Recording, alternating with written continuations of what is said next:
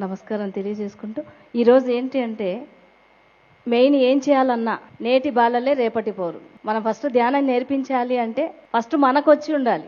ఏ విషయమైనా సరే ప్రాక్టికల్గా మనం చేస్తేనే వాళ్ళు చేస్తారు. ముఖ్యంగా ఇప్పుడు పేరెంట్ వాళ్ళు ధ్యానం తెలియకపోయినా పర్లేదు, స్పిరిచువాలిటీ అంటే కూడా తెలియకపోయినా కూడా నార్మల్ పేరెంట్స్ ఎలా ఉండాలి అంటే ఫస్ట్ వినడం నేర్చుకోవాలి. పిల్లలు ఏమైతే చెప్తున్నారో దాన్ని వినడం నేర్చుకోవాలి. ఇప్పుడున్నటువంటివి పేరెంట్స్కి ఏమైపోయిందంటే అసలు వాళ్ళు ఏం చెప్తున్నారో వినడానికి కూడా టైం కేటాయించడం లేదు.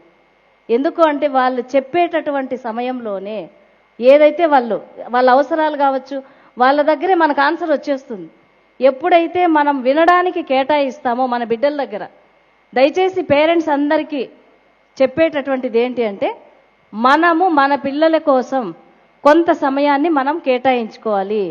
అలాగే ఆ కేటాయించుకునేటటువంటి సమయంలో పేరెంట్స్గా మనం చేయవలసినటువంటి అతి ముఖ్యమైన పని ఏంటి అంటే గురువుగారు చెప్పినటువంటి దీంట్లో కూడా ఆహారం చాలా ఇంపార్టెంట్. ఆహారంతోనే ఆలోచనలు. ఇప్పుడు ఏమైపోయిందంటే ప్రతి ఒక్క పిల్లలకి సెల్ ఫోన్ అనేటటువంటిది ఎంత అవసరం అయిపోయిందంటే మనల్ని అడగాల్సిన అవసరం కూడా లేదు. వాళ్ళకి ఎలాంటి ఫుడ్ కావాలంటే కూడా మన ఫోన్ తీసుకొని వాళ్ళే ఆర్డర్స్ పెట్టేసుకుంటున్నారు. దానికి ముఖ్య కారకులు ఎవరు అంటే అది కూడా మనమే అన్నమాట. అంత ఓపిక మనం ఇవ్వడం లేదు మన బిడ్డలకి. వాళ్ళ ఇంటికి వస్తూనే నేను జాబ్ చేయొచ్చు, నేను హౌస్ వైఫ్గా ఉండొచ్చు, ఏదైనా ఉండొచ్చు. ఎప్పుడైతే పిల్లవాడి ఇంటికి వస్తూనే వాడికి ఏది అవసరమో ఏదైనా ఉండొచ్చు. నేను 1,00,000 రూపాయలు సంపాదిస్తున్నా, లేదంటే నేను 12 గంటలు జాబ్ చేస్తున్నా, నేను సాఫ్ట్వేర్ ఏదైనా ఉన్నా సరే నేను బిడ్డల్ని కన్నాను అంటే నా బిడ్డల కోసం నేను సమయాన్ని ఖచ్చితంగా కేటాయించాలి. అలాంటప్పుడు నేను బిడ్డల్ని కనకూడదు. ఇది ఫస్ట్ అన్నమాట. ఎవరైతే ఫస్ట్ పెళ్లి చేసుకోవాలనుకుంటున్నారో వాళ్ళిద్దరూ ఆలోచన చేయాలి, నేను బిడ్డలకి సమయం ఇవ్వగలనా. అలాంటప్పుడు వాళ్ళు ఆ టైం ఇంటికి వచ్చే టైంకి వాళ్ళకు కావాల్సిన ఆహారాన్ని రెడీగా పెడితే ఏ పిల్లవాడు బయట తినాలని ఆలోచన చేయడు.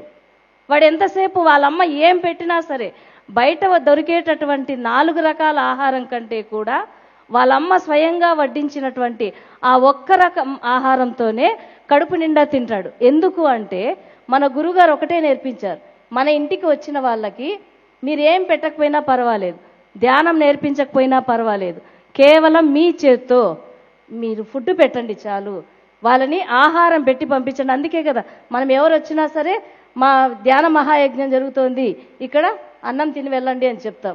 ఎందుకంటే ఇక్కడ మన ఆలోచనలన్నీ ఆ ఫుడ్లో ఉన్నాయి. నేను ఇది నా బిడ్డల పైన కూడా నేను ప్రయోగం చేస్తాను.